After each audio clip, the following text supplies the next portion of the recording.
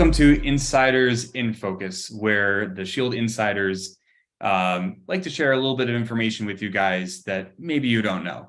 Not so scary, but really the purpose here is to not talk about things for about an hour and a half, because who has time for that, but to get really straight and to the point in about 15, 20 minutes.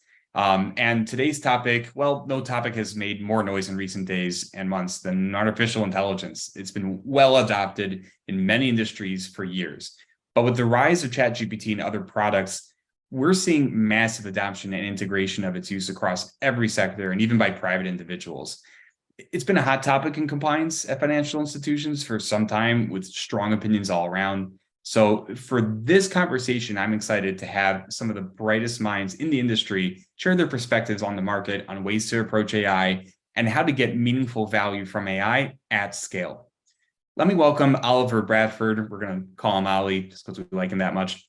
Senior Director, Strategic Accounts at Shield. I can tell you few people know the market and the people in it like Ollie. If you haven't had a chat with him yet, I recommend you reach out to him on LinkedIn and just say hi or something. Shlomit Labin, VP Data Science at Shield, brings with her not one, but two PhDs and a very shiny new Cloud Innovator of the Year award from the Cloud Awards. So congratulations on that. Shlomit is probably the smartest person I know and the smartest person that anyone I know has known.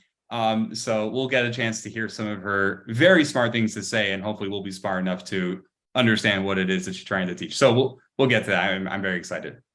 So Ollie, let's kick it off with you. There's a lot of solutions out there that are marketed to the financial compliance sector as AI, machine learning, NLP. What are you hearing about the adoption of AI in the market? That's a really good question, David. I guess it's, I'd say first of all that there's a huge amount of interest, from the market, from banks, energy commodity trading firms, asset managers, about AI and how it can be used and how it can benefit them. And there are a lot of vendors providing this in the marketplace at the moment. But overall, I'd say we're pretty early on the adoption curve.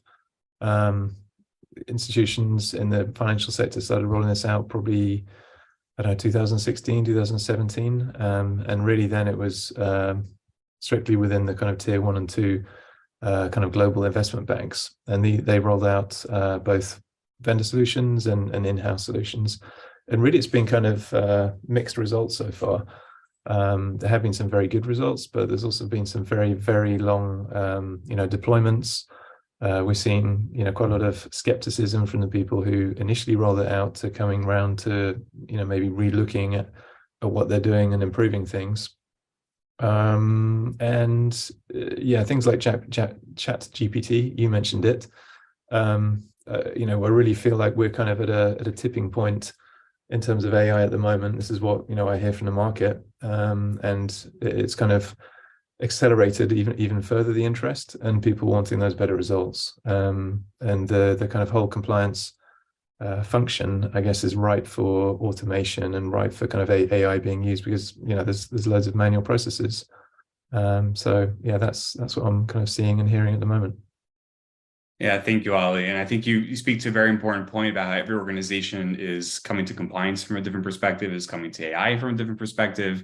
And vendors come in with their own, like, this is how to do it and that's how to do it. And obviously, we're sitting here talking about, coming from the Shield perspective, but trying to take a step back from the vendor side of things. It's a challenge of how do we as a financial institution get started with this? How do we adapt from where we're starting from? I think that's you really, I think, nailed it over there. Shlomit, what are some of the limitations with some of these AI products that people need to know about and look out for? Okay, so maybe we'll start from the evolution of AI in the financial industry. This is a relatively traditional industry, started originally from when the need came to monitor large amounts of data and the humans were not sufficient anymore. The initial solutions were what we call lexicon-based, manual collection of phrases or rules to try to detect them in conversations and highlight the risky conversations or the ones that should be manually reviewed. These solutions obviously did not always produce the best results.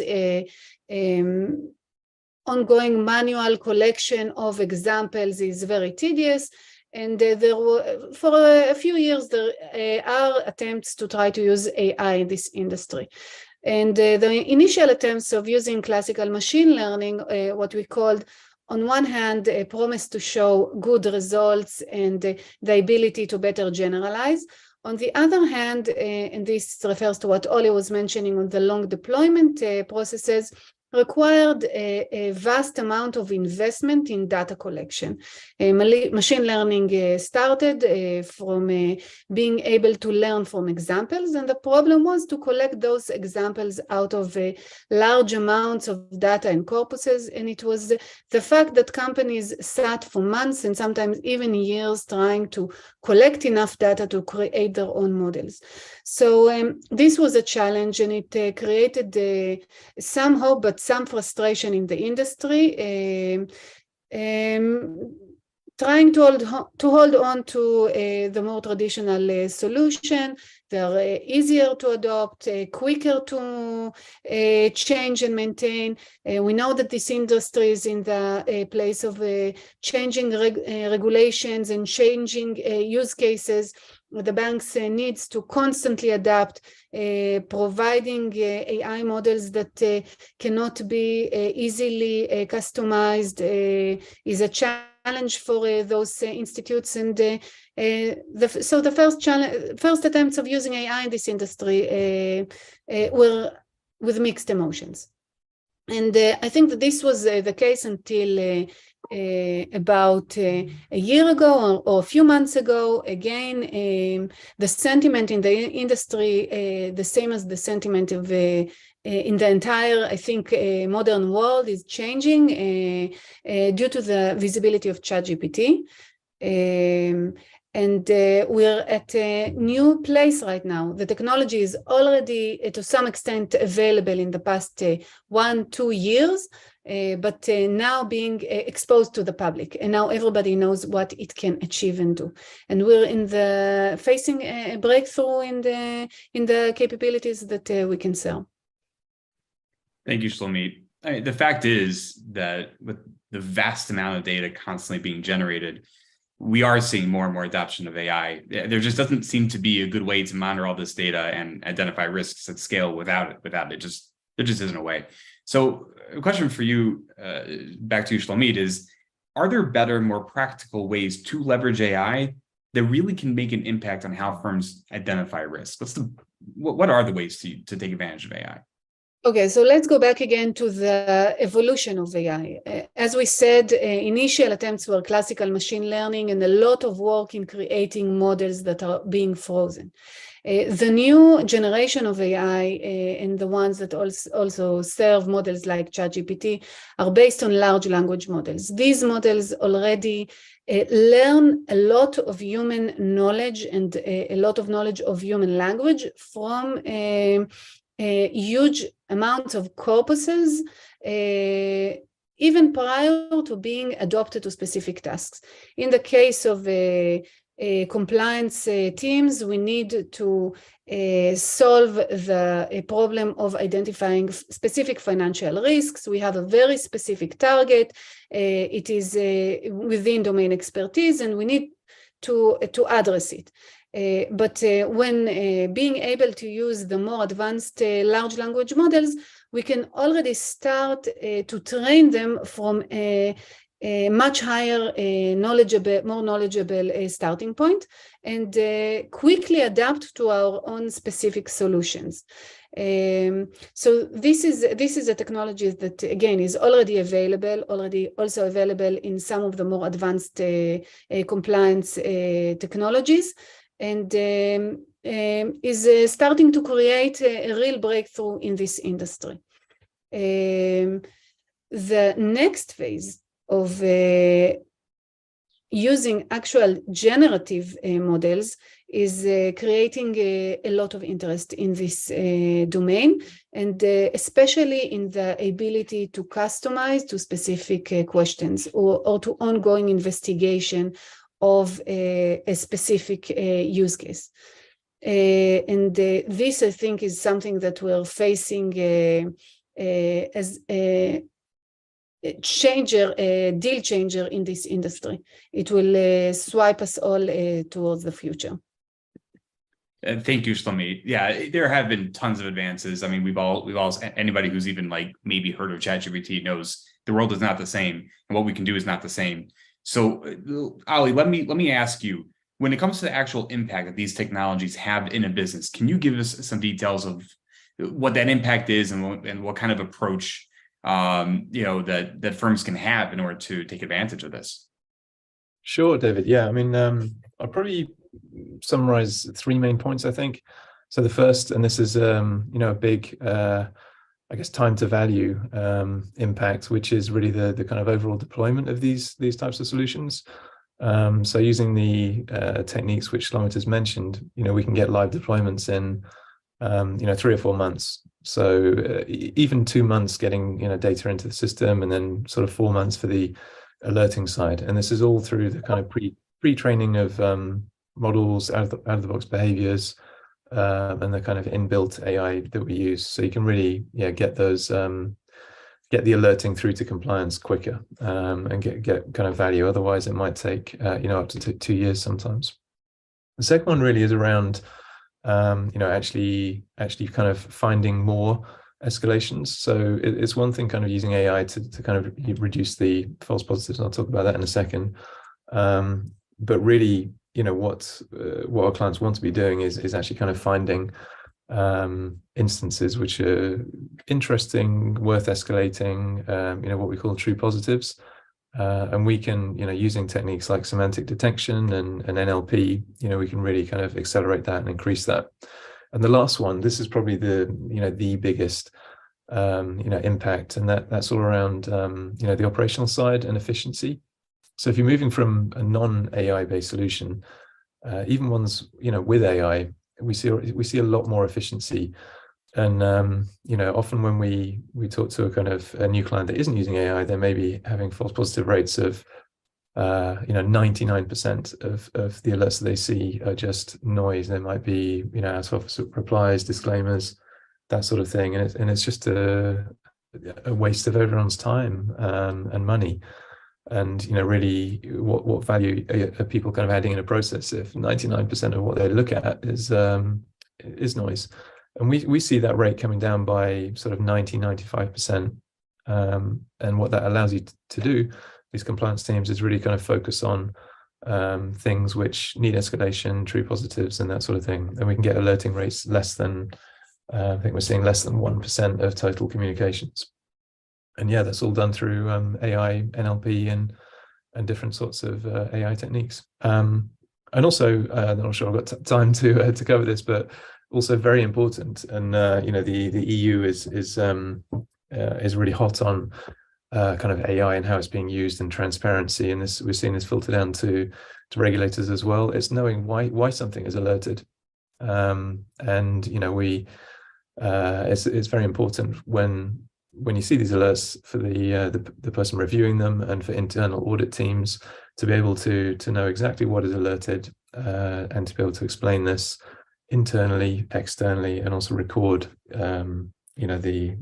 record this. And thank you, Ali. And I mean, those are all really important. And I think what it ultimately can come down to for organization is, are you focusing on risk? A lot of times there's just the activities you need to do to support a regime here, but is the focus on what you need to do to support it, or actually what you get out of it, which is focusing on risk? And what does it mean for your, for your review quality if the vast majority of what you're looking at is really relevant anyways? What does that do for your sort of, I don't know what the word is, maybe it's like going by rote. Agreed. Yeah, I mean, it's not a great way of managing risk, is it? If you're showing to a regulator, well, these are our processes, but 99% of what we look at isn't really unearthing any risk. So yeah, I thank you for sharing those, Ali. And that is very important for an organization to be able to make that shift from like, how are we managing all this work, into actually like getting proactive, seeing what you need to see, analyzing it, getting those insights. So thank you very much. I want to move to part of a conversation that we like to call 5 and 5. We're going to try to get some quick questions and quick answers out the door. So guys, take a quick deep breath and run through as fast as you can. Shlomit, you spoke about modern advancements and maturity in AI methodologies over the years. What are some of the historical innovations in AI that we saw before this new era? Okay, so again, the first attempts of AI were to use classical machine learning, collect again a lot of examples in order to train your own models.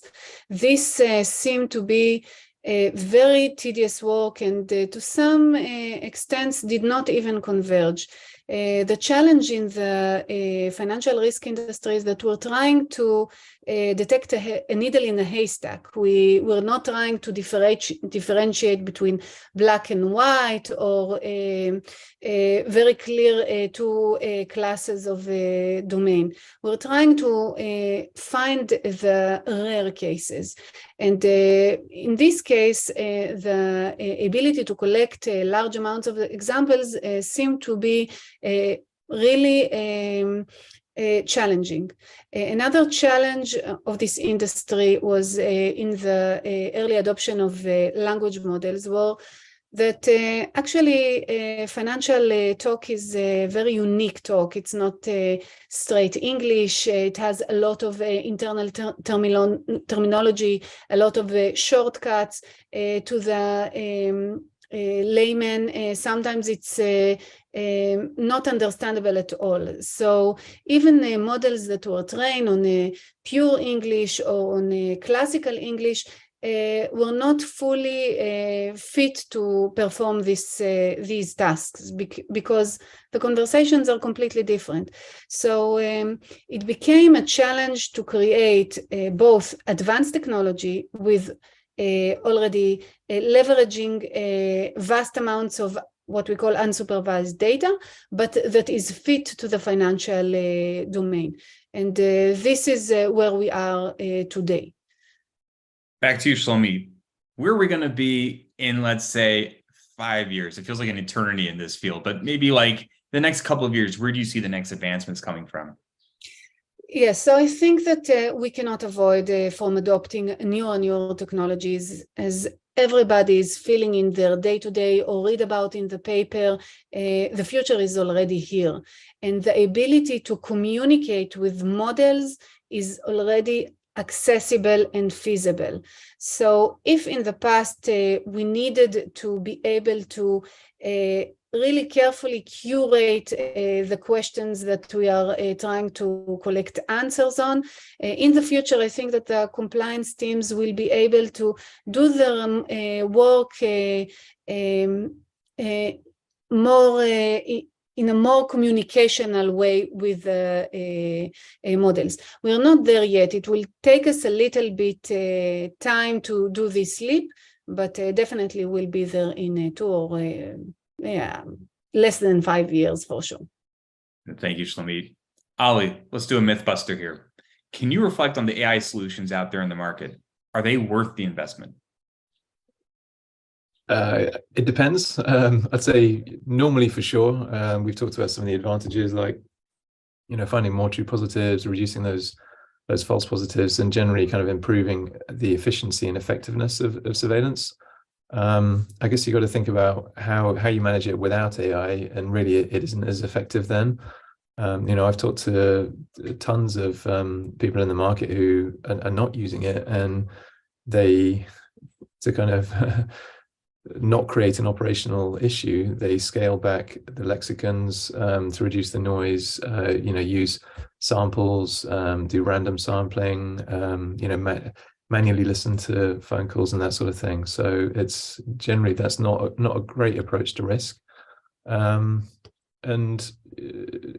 generally RegTech firms offering AI are going to be kind of more future ready, definitely worth talking to, but I'd say, do your due diligence, and there are different scales of firms kind of having experience in this, having implemented it. So, you need to see more than just a slideshow.